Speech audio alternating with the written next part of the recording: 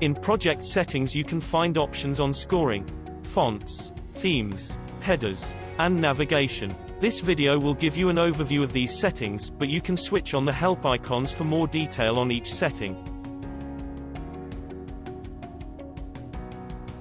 The scoring method determines whether your project will have assessed questions. When set to assessed, this module will track a learner's response to each question. You will need to set a pass mark and add at least one question to the module. Lab Advanced automatically adds an assessment summary page to assessed modules.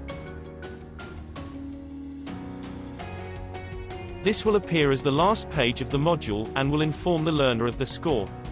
You can only edit the bottom portion of this page.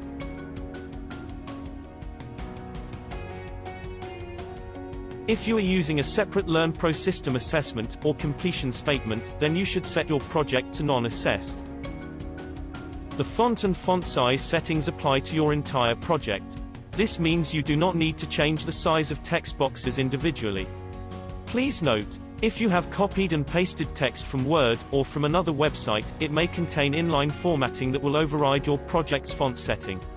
You should use the Paste as Plain Text option when pasting text from external sources. The next settings determine how the learner can navigate through your module when it is published. Unticking Show menu will force learners to navigate linearly using the next and back buttons. Alternatively, you can show the menu and prevent learners from skipping by disabling the Skip menu option. Users will be able to use the menu to navigate to previously visited pages. Your theme and headers can be chosen from the drop-down lists.